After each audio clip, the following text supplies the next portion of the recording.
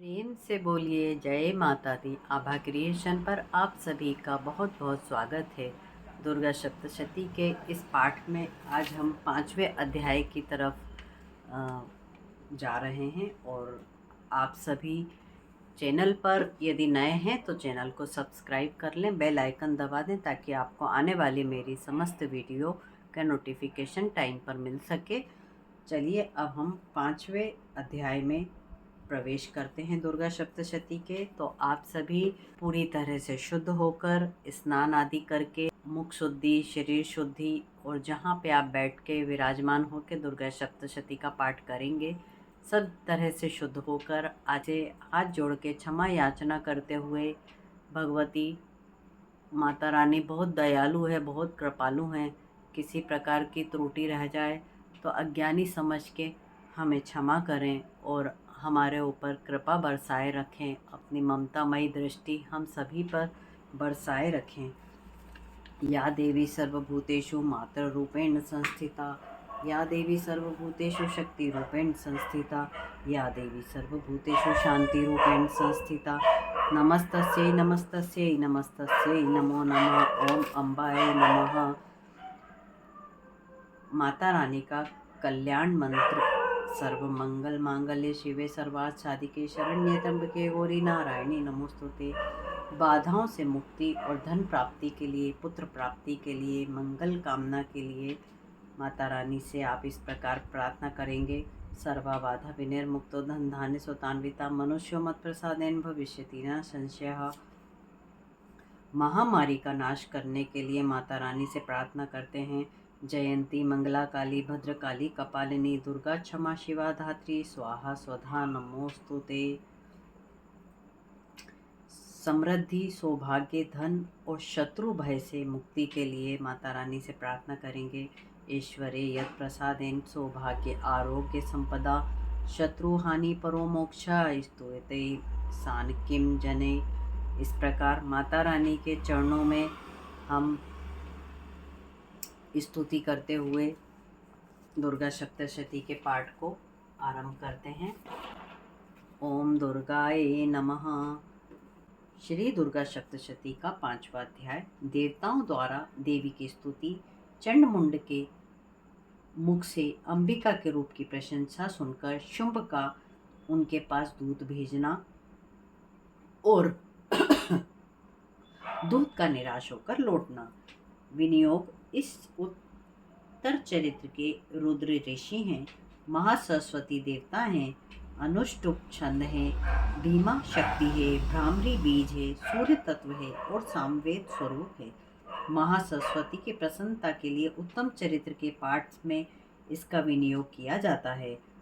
ध्यान करें, जो अपने कर कमलों में घंटा, शूल, हल, शंख, मूसल, चक्र, धनुष और बाण धारण करती है, शरद ऋतु के शोभा युक्त चंद्रमा के समान जिनकी मनोहर कांति है, जो तीनों लोकों की आधारभूता और शुंभ आदि दैत्यों का नाश करने वाली हैं, तथा जो गौरी के शरीर से प्रकट हुई हैं, उन महासरस्वती देवी का मैं निरंतर भजन करता हूँ।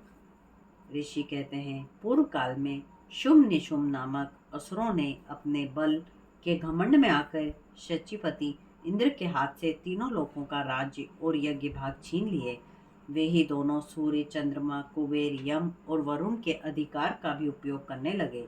वायु और अग्नि का भी कार्य वे ही करने लगे। उन दोनों ने सब देवताओं को तिरस्कृत, राज्य भ्रष्ट, पराजित और अधिकार विहीन करके वहां से निकाल दिया।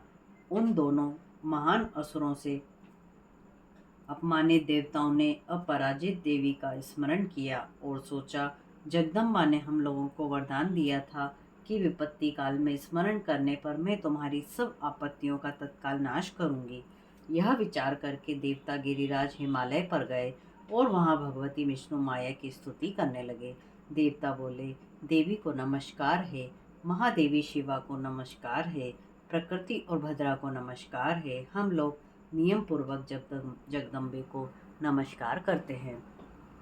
रुद्रा देवी को नमस्कार है, नित्या गौरी धात्री को नमस्कार है, हमारा बारंबार प्रणाम है।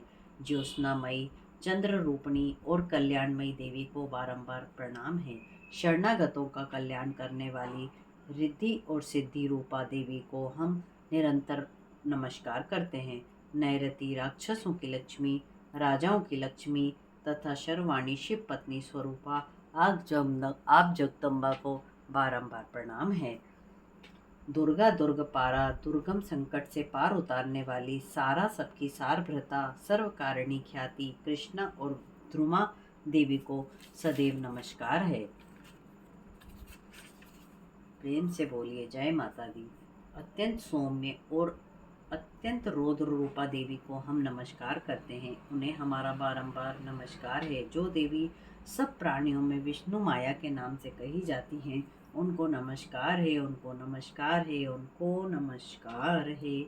जो देवी सब प्राणियों में चेतना कहलाती हैं, उनको नमस्कार है, उनको नमस्कार है, उनको बारंबार नमस्कार है।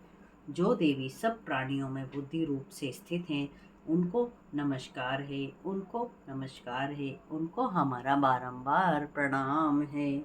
जो देवी सब प्राणियों में निद्रा रूप में स्थित हैं, उनको नमस्कार है, उनको नमस्कार है, उनको हमारा बारंबार नमस्कार है। प्रेम से बोलिए जय माता दी।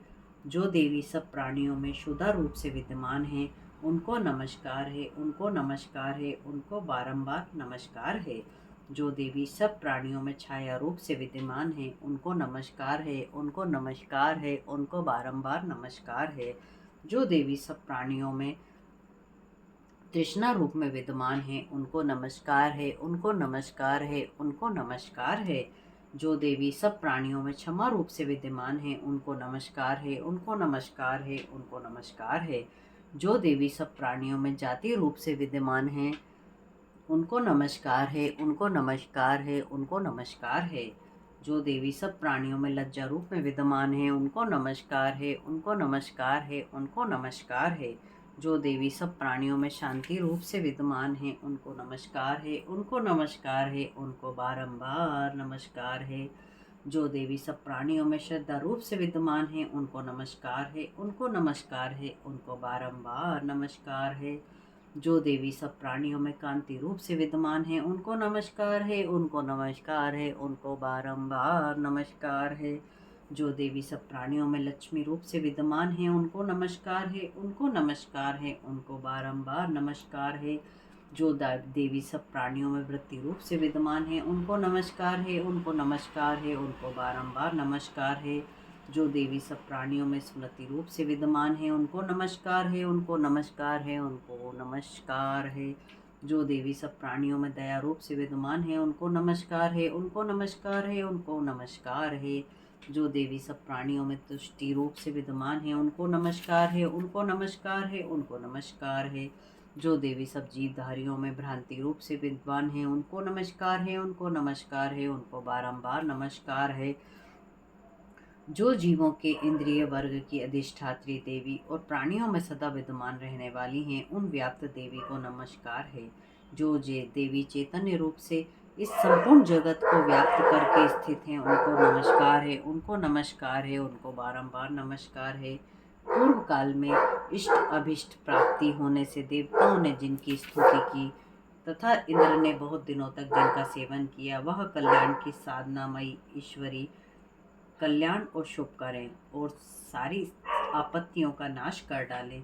उद्दंड दैत्यों से पीड़ित हम सभी देवता जिन परमेश्वरी को इस समय नमस्कार करते हैं तथा जो भक्ति से विनम्र पुरुषों द्वारा स्मरण की जाने पर तत्काल ही संपूर्ण विपत्तियों का नाश कर देती हैं, वह जगत माता हमारा संकट दूर करें। ऋषि बोले, राजन, इस प्रकार जब देवता स्तुति कर रहे थे, उस समय पार्वती देवी गंगा जी के जल में स्नान करने के लिए वहां आईं। उन सुंदर भुवों वाली भगवती ने देवताओं से पूछा, आप लोग यहाँ किसकी स्तुति करते हैं?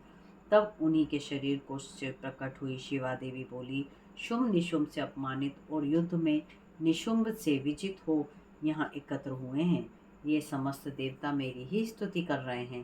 पार्वती जी के शरीर कोश से अंबिका का प्रादुर्भाव हुआ, इसलिए वे समस्त लोकों में कौशिकी कहलाती हैं। कौशिकी के प्रकट होने के बाद पार्वती का शरीर काले रंग का हो गया, अतः वह हिमालय पर रहने वाली कालिका देवी के नाम से प्रसिद्ध हुई।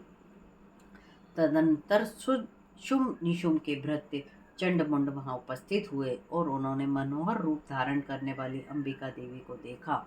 फिर वे शुंभ के पास जाकर बोले, महाराज, एक अत्यंत मनोहारी स्त्री है जो अपनी दिव्य कांति से हिमालय को आलोकित कर रही है। वैसा उत्तम रूप कहीं किसी ने नहीं देखा होगा। दैत्यराज, पता लगाइए यह देवी कौन है और उसे पकड़ लीजिए। स्त्रियों में तो वह रत्न है, उसका प्रत्येक अंग बहुत सुंदर है। वह अपने ही श्री अंगों की कांति से संपूर्ण दिशाओं में प्रकाश फैला रही हैं। असुरेश्वर, अभी वह हिमालय पर भी विद्यमान है, आप उसे देख सकते हैं। प्रभु, तीनों लोकों में मणि, हाथी, घोड़े आदि जितने भी रत्न हैं, वे सब इस समय आपके घर में शोभा पाते हैं। हाथियों में रत्नभूत ऐरावत, पराजित परिजात का वृक्ष, उच्चैश्रवा घोड़ा, ये सब आपने इंद्र से ले लिए हैं। हंसों से जुता हुआ यह विमान भी आपके आंगन में शोभा पाता है। यह रत्नभूत अद्भुत विमान जो पहले ब्रह्मा जी के पास था, वह आपके यहाँ लाया गया है। यह महापद्म नामक निधि आप कुबेर से छीन के लाए हैं। समुद्र ने आपको केशरों से सुशंभित किंजलंकनी किंजलकनी नामक माला भेंट की, जिससे कमल कभी कुमलाते नहीं हैं। सुवर्ण की वर्षा करने वाले वरुण का छत्र भी आपके घर में शोभा पाता है तथा यह श्रेष्ठ रथ जो पहले प्रजापति के अधिकार में था, वह आपके पास मौजूद है। दैत्येश्वर, मृत्यु की उच्च क्रांति का नामक शक्ति भी आपने छीन ली है तथा वरुण का पाश और समुद्र में होने वाले सब प्रकार के रत्न आपके भाई निशुंभ के अधिकार में हैं। अग्नि से भी ने भी स्वतः शुद्ध किए 2 वस्त्र आपकी सेवा में भेंट किए हैं। दैत्यराज, इस प्रकार सभी रत्न आपने एकत्रित कर लिए हैं। फिर जो यह स्त्रियों में रत्न रूप कल्याणमयी देवी है, इसे क्यों नहीं अपने अधिकार में कर लेते?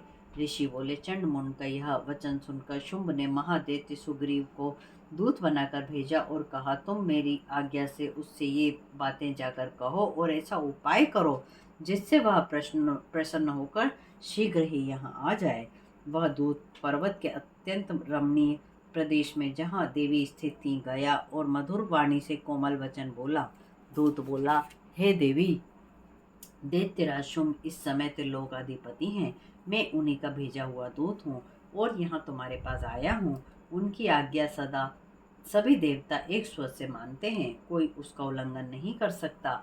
वे संपूर्ण देवताओं को पराजित कर चुके हैं। उन्होंने तुम्हारे लिए जो संदेश भेजा है उसे सुनो। उन्होंने कहा है कि 3 लोक मेरे अधीन चलते हैं। संपूर्ण यज्ञों के भागों को मैं ही पृथक पृथक भोगता हूँ। तीनों लोकों में जितने श्रेष्ठ रत्न हैं, वे सब मेरे अधिकार में हैं। देवराज इंद्र का वाहन ऐरावत, जो हाथियों में रत्न के समान है, मैंने छीन लिया है।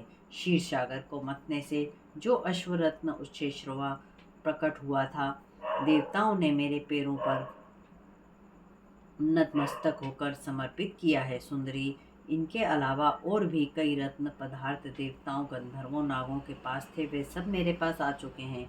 देवी, हम लोग तुम्हें संसार की स्त्रियों में रत्न मानते हैं, अतः हमारे पास आ जाओ, क्योंकि रत्नों का उपभोग करने वाले हम ही हैं। चपल कटाक्षों वाली सुंदरी, तुम मेरी या मेरे भाई महाप्रकमी निशुंभ की सेवा में आ जाओ, क्योंकि तुम रत्न स्वरूपा हो। मेरा वरण करने से तुम्हें अतुलनीय महान ऐश्वर्य की प्राप्ति होगी। अपनी बुद्धि से यह विचार कर तुम मेरी पत्नी बन जाओ।